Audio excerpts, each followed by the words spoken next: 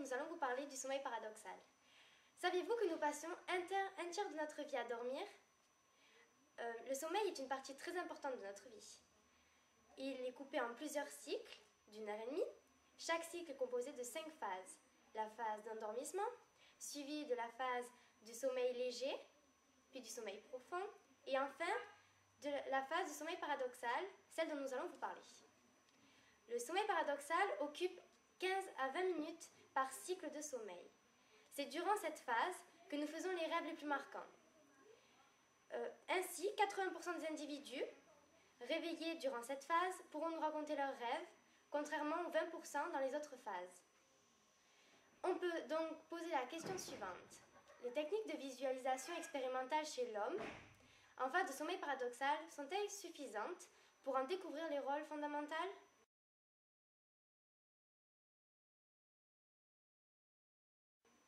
Nous allons donc vous parler du sommeil des enfants, de l'activité électrique du cerveau durant cette phase, du rôle du sommeil paradoxal et de celui des rêves, de l'activité musculaire et du trouble du sommeil. Pour un enfant de moins de 3 ans, on ne reconnaît pas les phases de sommeil. Car le cerveau est encore trop immature. Celles-ci se mettent en place au fur et à mesure du temps. Je vais vous présenter comment nous passons d'une phase de sommeil lent profond à la phase de sommeil paradoxal. Il y a un certain nombre de mécanismes neurophysiologiques qui vont se mettre en place. Un certain nombre de neurones vont diminuer leur fréquence de décharge jusqu'à l'arrêt total de cette décharge. Donc elle se situe sur le tronc cérébral ainsi que sur l'hypothalamus. Le cerveau a une activité électrique propre à chacun de ses états de conscience. Nous pouvons le vérifier sur un électroencéphalogramme. Nous voyons ici l'activité électrique du cerveau lors de la veille. Celle-ci est relativement rapide. Ici se trouve son activité électrique lors de la phase de sommeil lent et profond. Les ondulations y sont beaucoup plus larges, ce qui indique que l'activité du cerveau est plus faible et plus lente que celle de la veille.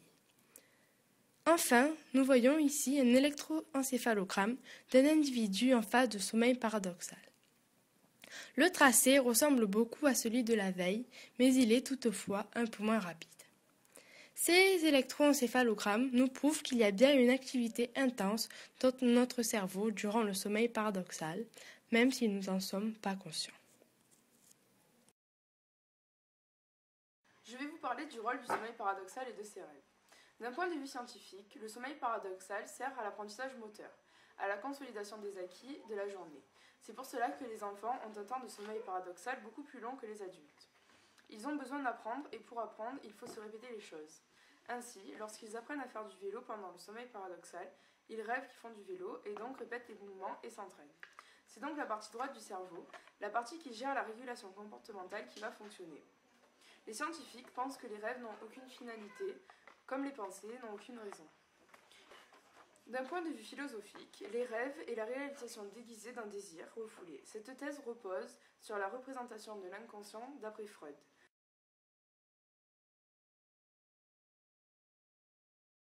Freud distingue 3 temps, 3 instances psychiques, le ça, le moi et le surmoi.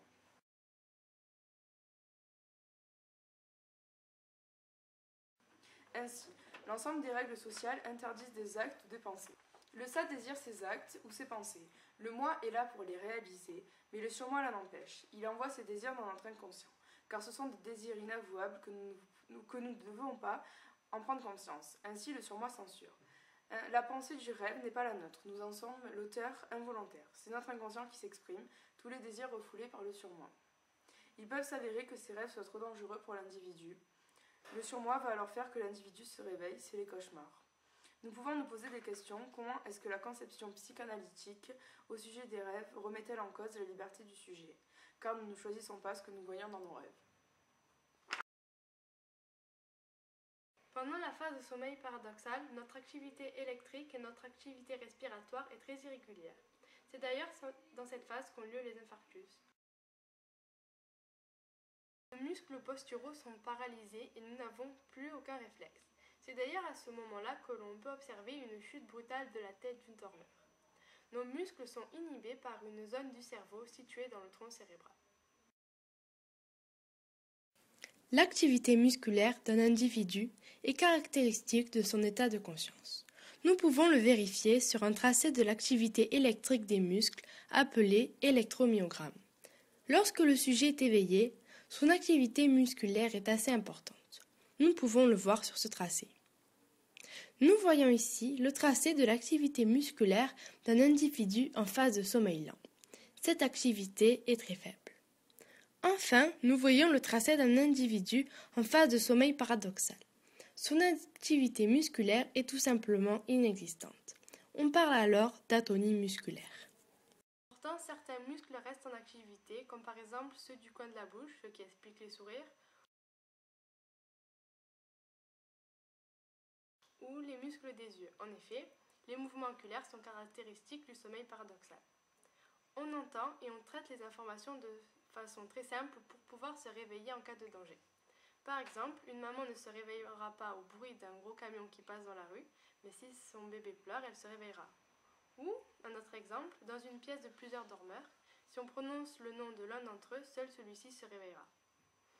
La paralysie lors du sommeil paradoxal a été mise en évidence par le docteur Jouvet. Le docteur Jouvet était un grand spécialiste qui a découvert le sommeil paradoxal pendant les années 60. Il a fait une expérience sur des chats. Il leur a retiré la partie du cerveau qui inhibe les muscles, puis les a endormis.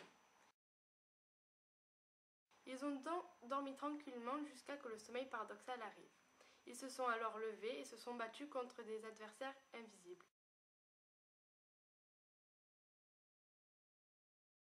Ils ont, on peut dire, vécu leur rêve. Le frein peut dégénérer avec l'âge. Il y a des cas exceptionnels, comme des troubles du comportement.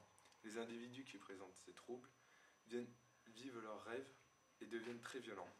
Par exemple, une mère qui voulait protéger ses enfants du Loch Ness les a réveillés en pleine nuit par instinct maternel.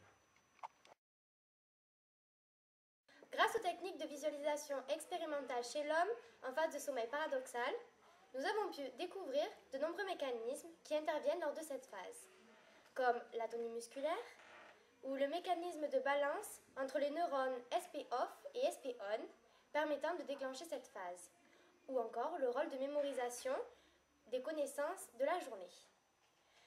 Pourtant, ces techniques ne nous permettent pas encore de découvrir l'origine et le sens de nos rêves.